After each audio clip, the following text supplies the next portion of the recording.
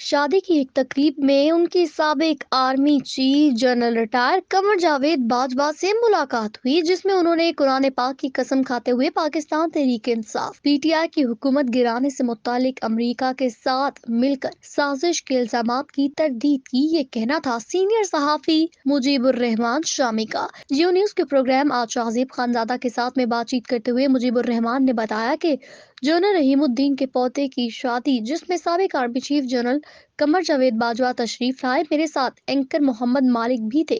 हम एक साथ बैठ गए, गुफ्तगू हुई। उन्होंने कुछ शिकवे शिकायत की, उनके दौर इक़्तिदार और दौर जवाल के बारे में मुख्तलिफ बातें, छापने वाला अखबार नवीसों की शिकायतें उस पे थी। मुलाकात के दौरान जनरल रिटायर्ड बाजवा ने 3 ऐसी बातें की जो बहुत ज्यादा अहमियत रखती हैं।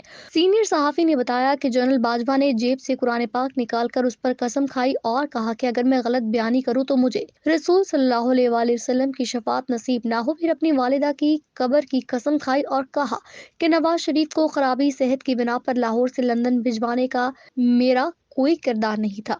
जनरल बाजवा ने कहा, मैंने उन्हें नहीं भिजवाया और मैं खुद को इस बात से बरीउज़्ज़िम्मा रखता हूँ और पीटीआई हुकूमत को गिराया, इस बात की भी मैं सख्ती से तरदीद करता हूँ। अमेरिका के साथ मिलकर पीटीआई की हुकूमत नहीं गिराई गई। मुजीबुर रहमान शामी का कहना था, जनरल बाजवा ने कसम खाकर कहा था कि उन्होंने अपनी मुतत्तिम मुलाजमत में तोसी की भी कोई ख्वाहिश जाहिर नहीं की थी और ना ही इसका किसी से कोई तकाजा किया था। इसके लिए कोई कोशिश भी नहीं की और ना ही किसी को मजबूर किया। ये बिल्कुल झूठा बहतान है।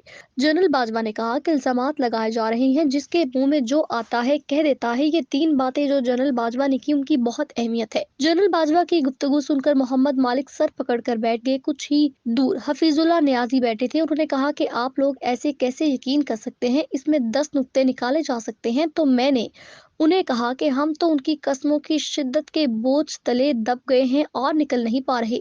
हम इसमें से कोई नुक्ते नहीं निकाल सकते। मुजीबुर रहमान शामी ने कहा, बाकी तो अल्लाह पाक ही बेहतर जानता है। उन्होंने हजरत सुल्तान बाबू के पंजाबी के कलाम के 2 मिसरे पढ़े, दिल दरिया समुंदरों डूंगे, कौन दिला दिया जाने हूँ।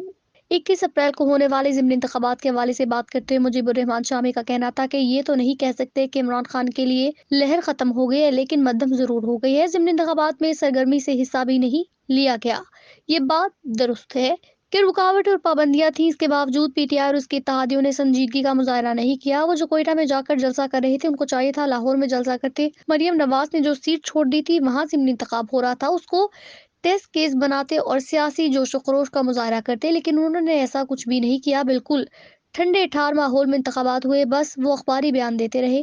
लोगों में कोई जोश खरोश नहीं था। मुस्लिम लीग नून के वर्कर्स ने कुछ सरगर्मी दिखाई, लेकिन पीटीआई के वर्कर्स निकले ही नहीं। लाहौर को ही देख लें कि कितने वोट कास्ट हुए, 13, 16, 18%। बहुत कम वोट पड़े। पीटीआई के वोटर कहाँ थे? लगता है बददिल हो गए हैं और हौसला छोड़ दिया, या फिर उनके लीडर उन्हें मुतहर्रिक करने में कामयाब नहीं हुए। बहरहाल इससे मुस्लिम लीग नून की तवराई में इजाफा हुआ और पीटीआई को सेटबैक हुआ है।